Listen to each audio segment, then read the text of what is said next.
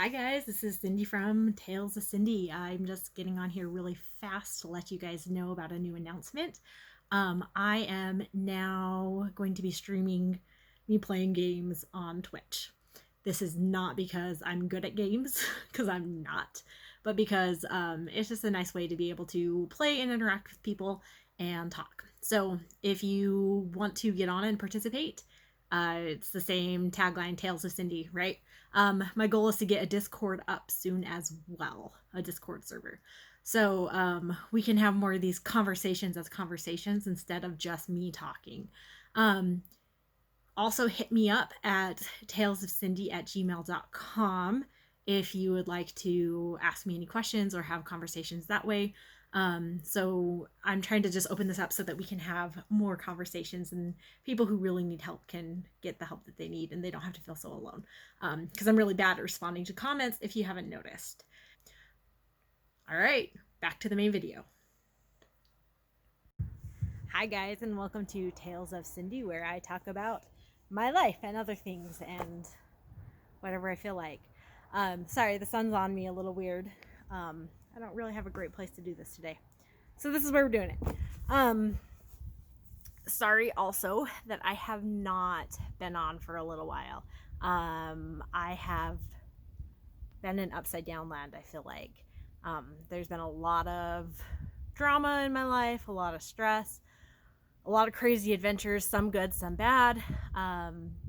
So it's just been what it is. But I haven't forgotten about you guys, and I really wanted to take a minute to tell all of you who have written such happy and encouraging comments on all of my posts. Thank you, thank you, thank you. Thank you for watching. It really means a lot that you take the time to watch my videos. So thanks for being here. Today we're talking about labels because labels are fun, right? And the reason we're talking about labels is because of a couple of different things. People have had a hard time understanding how compulsory heterosexuality really exists, especially in the generation I grew up in.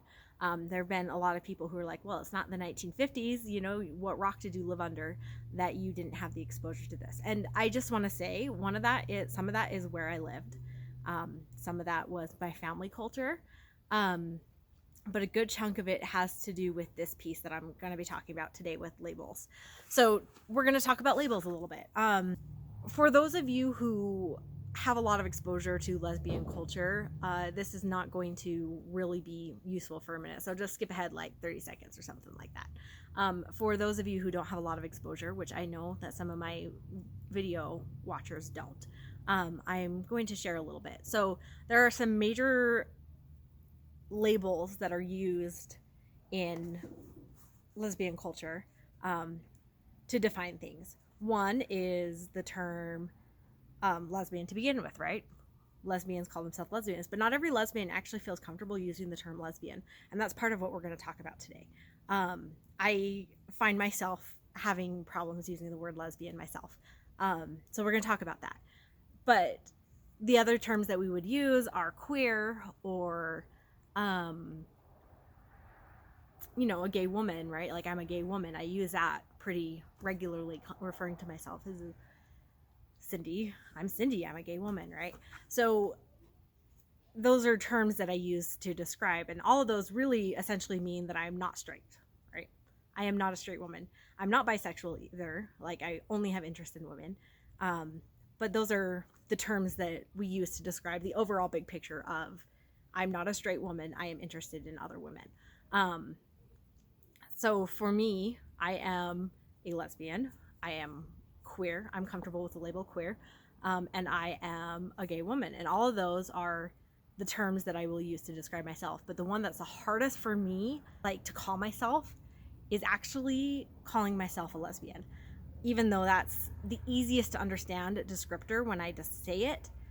It makes the most sense to other people. It's the hardest one for me to say for myself. And that actually has to do with the compulsory heterosexuality. And some of that has to do with this idea of what a lesbian is, right? So we're going to backtrack a little bit. The very first time I ever heard the word lesbian, I was in 3rd grade. And there was this girl, and she was being made fun of because she was a little bit overweight and she didn't speak English as well as the other kids. And the kids who were making fun of her, I had run into issues with them in the past. And so when they were making fun of her, they were calling her a lesbian. And just something in it snapped. And I just was like, stop calling her, stop making fun of her, like, stop. And I tried to get her to come with me instead. And they started mocking me, and they're like, oh, well, if you hang out with her, she's going to like you. You don't even know what a lesbian is. And they were using lesbian as this terrible insult. That this girl was so terrible because she was a lesbian. And I had no idea what a lesbian was. They were 100% right. I didn't know what a lesbian was.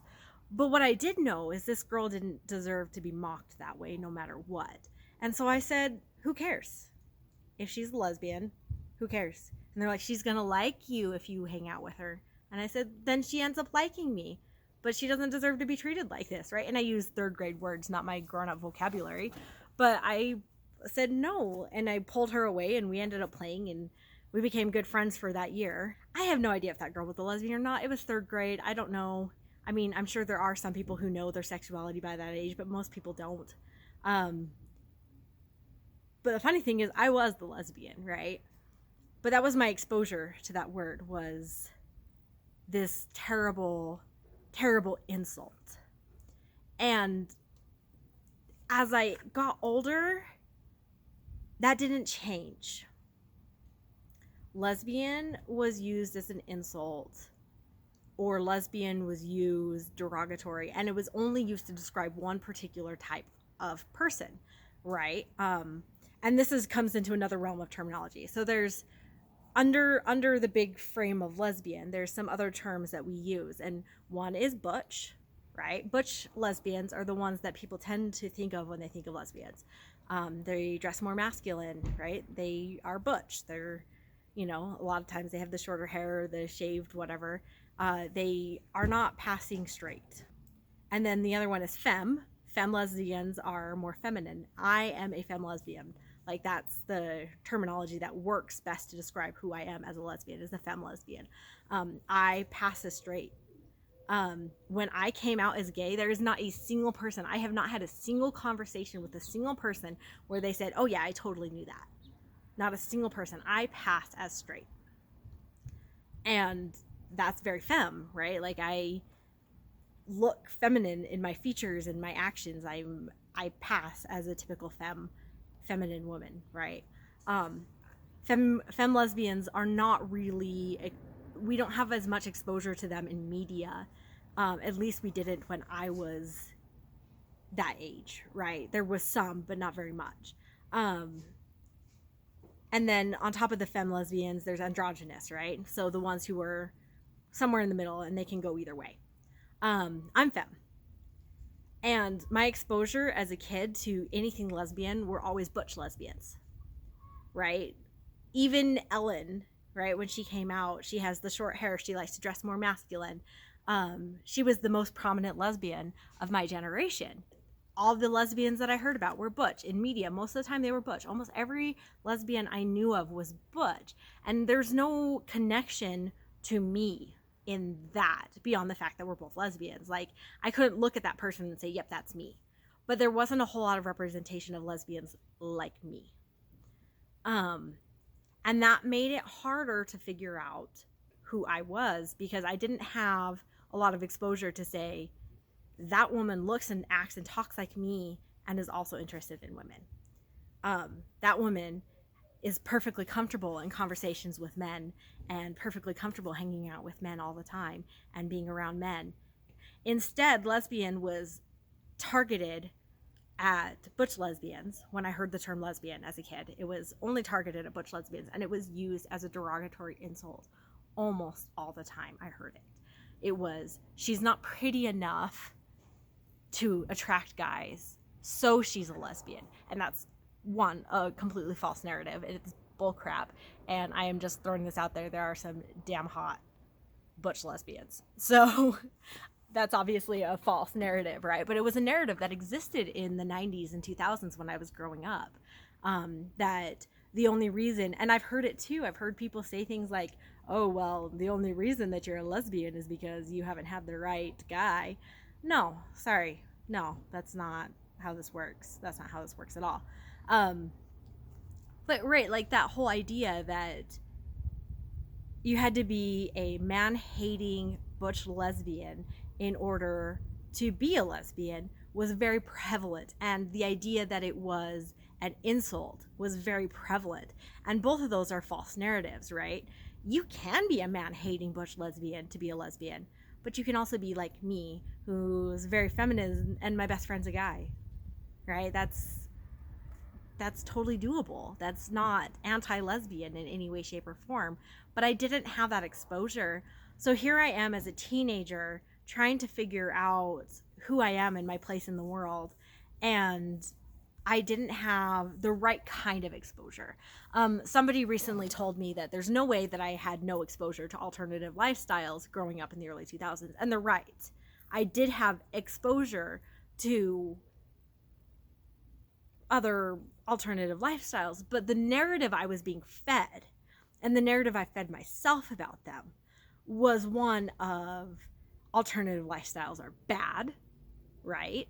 Whether it was coming from church or whether it was coming from mainstream society, right? You look at how lesbians are portrayed in 90s media and early 2000s media. Even watch Friends. Please watch Friends.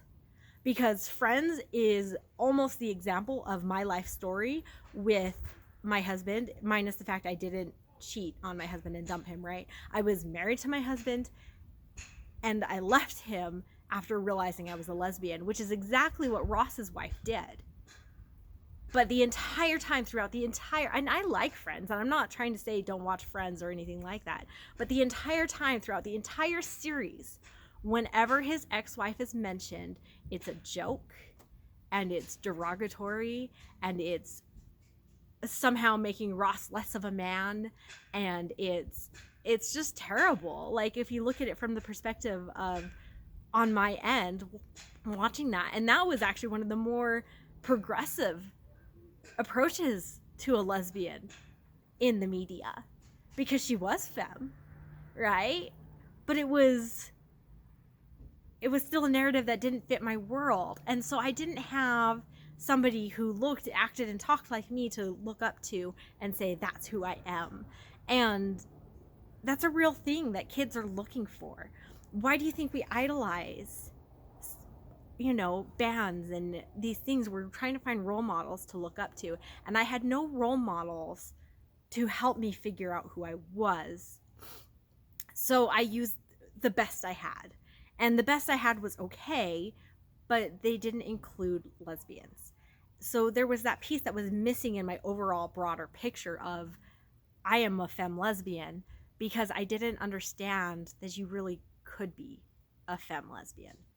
Now there was a whole lot more that went on into things, right? Into why I took until I was in my 30s to recognize that I was gay. That I was a lesbian. There's a lot more, but one of it was because of this association with the word lesbian itself and how we approach the word lesbian itself in my generation and the generations before mine. Lesbians were associated with extreme feminism. They were associated with a lot of terrible things, and there's a lot, even today, of negative connotation attached to the word lesbian, to the point that even though I know I'm a lesbian, I feel weird calling myself a lesbian. Like, it feels wrong somehow, even though that is exactly what I am. And that is exactly what this compulsory heterosexuality, part of that is this idea that you're straight or you're not okay, right? So because I was okay, I must be straight. Right? And like, it's just this weird twisting that we did in society. Yes, I know that that's not a normal cutoff place. This video ended up being like 30 minutes long, so I broke it into a part 1 and a part 2. Check back for part 2 tomorrow. Okay, so part 2 will be posted tomorrow. That'll give me a little bit of time to edit it. Thank you for watching, and we hope to hear and see you on our other options now on Twitch and through email. Again, the email is talesofcindy@gmail.com, and the Twitch is just Tales of Cindy. Looking forward to chatting with you guys other times. Thank you.